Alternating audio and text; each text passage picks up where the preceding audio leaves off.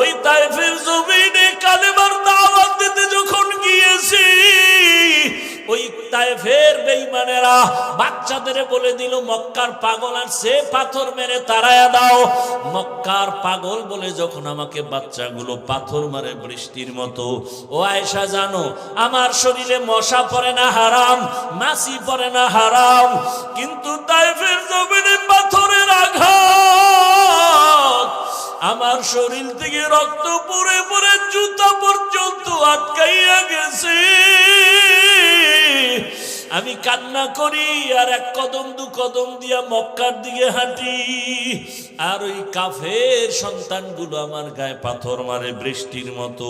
জিবরাইল আমিন এসে হাজির হয়ে গেল। আল্লাহ জানায় দিছে আমার রসুলের কান্না আমি আল্লাহ বরদাস্ত করতে পারি না। নবীকে বলো এখন তায়েফের জমিন উল্টায় ধ্বংস করে দাও। কেমন মায়ার নবী! জিবরাইল বলা মাত্র বলেন না, ওদের মারিও না জিবরাইল, ওরা আমাকে চিনে না, যদি জানতো আমার গায়ে আঘাত করত না। ওরা জানেন আমি কত বড় ইয়তীম, ওরা জানেন আমি কত বড় অসহায়। আমি মা হারাইলাম, বাপ হারাইলাম, আমার আপন আল্লাহ ছাড়া কেউ নাই। খাদিজা আমার হাজারো কষ্টের সান্ত্বনা দিত। ও আয়েশা, ওই খাদিজার কথা যখন মনে পড়ে আমি তখন চোখের পানি ধরে রাখতে পারি না। আম্মা জান বলেন আর একটা কারণে কাঁদেন, সেটা কি? রহমতের নবী বলেন ও আয়েশা, হাসরের মাঠের কথা যখন আমার মনে উঠে আমি চোখের পানি ধরে রাখতে পারি না। আয়েশা বলেন ইয়া রাসূলুল্লাহ, হাসরের ময়দান এমন ভয়ঙ্কর কি হবে যে আপনি এখনই কান্না করেন? রহমতের নবী বলেন আয়েশা, হাসরের মাঠ হবে এই পুরা জমিন। ওই সময় আমার আল্লাহর আদালত কায়েম হবে, নারী পুরুষ সব উলঙ্গ হাসরের মাঠে দাঁড়াবে। আম্মা জান বলেন লজ্জা কি কেউ করবে না? আল্লাহর নবী বলেন ও আয়েশা, হাসরের ময়দান এত পরিমাণ কঠিন হবে কেউ কারো দিকে তাকানোর পর্যন্ত হুঁশ হবে না। সূর্য নিচে চলে আসবে, সূর্যের গরম যখন শুরু হবে জমিনটা মাটির তামা হয়ে যাবে পুড়িয়া। অন্যদিকে জাহান্নামের আওয়াজ, জাহান্নামের চিৎকার ডেকে ডেকে বলবে ও আল্লাহ, বেনামাজি গুলো কই, গুনাহগার গুলো আমার পেটের মধ্যে দাও। আল্লাহ বলবে না, জাহান্নাম অপেক্ষা কর, বিচার শেষ করিয়া নেই। নবী কান্না করে আর বলে আয়েশা, জাহান্নামের আওয়াজের ভয়ে হাসরের ময়দানটা থরথর করে কেঁপে উঠবে। অন্যদিকে আমার মাওলাও বেজার, আল্লাহ রাগ হয়ে একটা আওয়াজ দিবেন, কুদরতি আওয়াজ, লিমানিল মুলকুল ইয়াউম লিল্লাহিল ওয়াহিদিল কাহ্হার। আল্লাহ তাআলার কুদরতি আওয়াজে হাসরের মাঠ থরথর করে কাঁপা শুরু হয়ে যাবে। এমন অবস্থা হবে কেউ কারো পরিচয় দিবে না। এই অবস্থা দেখিয়া নবীদের চোখেও পানি।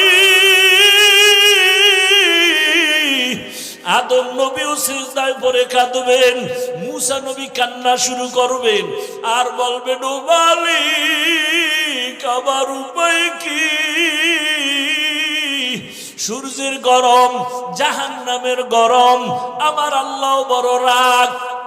এমন অবস্থায় নবী বলেন আয়েশা, ইব্রাহিম নবীর কান্না, নূহ নবীর কান্না, ঈসা নবীর কান্না, মুসা নবীর কান্না।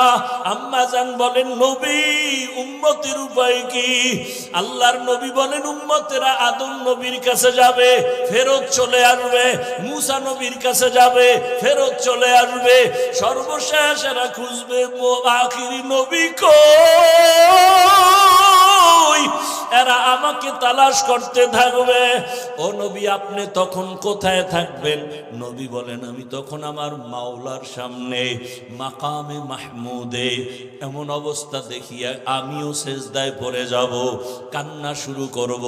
মুসা নবীর কান্না নিজের চিন্তা, ঈসা নবীর কান্না নিজের চিন্তা, ইব্রাহিম নবীর কান্না নিজের চিন্তা, আর আমি সেজদায় পড়ে কান্না করব, একবারও আমি আমার চিন্তা করব না। আমি বারবার বলবো, আল্লাহ আমার উম্মত, আমার উম্মত, আয় আল্লাহ একটা উম্মত যেন জাহান্নামে না যায়, জাহান্নামের ফিরাও। আমার উম্মত জাহান্নামে গেলে আমি জান্নাতে যাব না।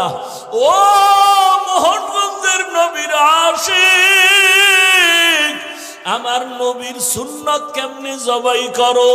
ও যুবক বাবা, তোমার মতো কত যুবক র্যাব, আর্মি, পুলিশ, বিডিআরের চাকরি করে, নামাজ ছাড়ে না। দেখো তোমার মতো যুবক স্কুল কলেজে পড়ে, নামাজ ছাড়ে না। ডাক্তার, প্রফেসর, ইঞ্জিনিয়ার, নামাজ ছাড়ে না। বলো বাবা, তোমার কপাল কেন খারাপ? আমার নবীর মায়া কি তোমার অন্তরে আসবে না? কেন তুমি দাড়ি কাটো, নামাজ ছাড়ো? আমার মাওলার আদালতের ভয় কি নাই? ও পর্দার আড়ালের মা বোনেরা, কয়দিন দুনিয়াতে বাঁচবেন? আপনার মতো কত মা এখনো আছে বেপর্দায়, চলে না, নামাজ ছাড়ে না, মোবাইলে সময় নষ্ট করে না। আম্মা জানেরা, বোনেরা, আপনারা কেন পারবেন না? এখনো সময় আছে, আল্লাহর কাছে তওবা করেন।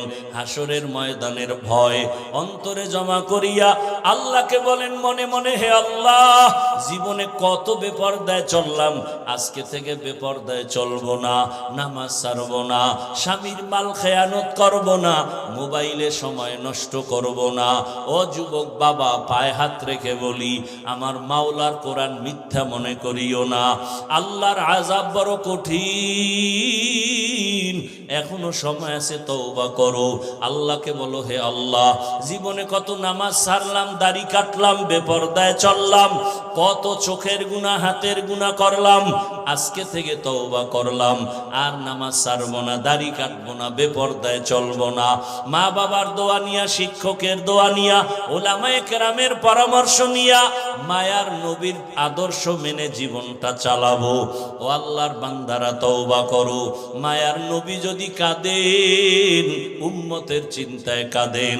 ও নবীর আশিক, আল্লাহর নবী বলেন, ও আয়েশা, আমার কান্না দেখা সাথে সাথে আমার আল্লাহ বলবেন, রহমতের নবী, আপনি মাথা উঁচু করেন, আপনি কান্না করিয়েন না, আপনার উম্মতগুলো ধরে ধরে বাছাই করে করে জান্নাতের দিকে নিয়ে যান।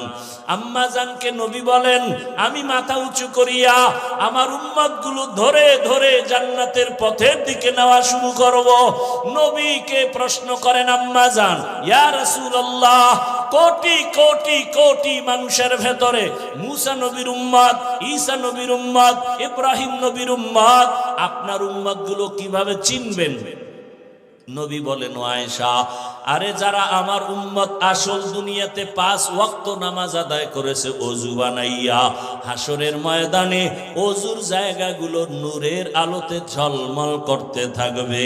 আমি ধরে ধরে হাউজে কাউসারের কিনারায় নিয়া আমি নিজে পেয়ালা ভরে ভরে আমার মোহাব্বতের উম্মতের হাউজে কাউসারের শরবত দিব, আমার উম্মত পান করবে। ও আল্লাহর বান্দারা, ওই হাউজে কাউসারের পানি, আমার মায়ার নবীর সুপারিশ যদি পেতে চাও, পায়ে হাত রেখে বলবো, এখনো সময় আছে, তওবা করো।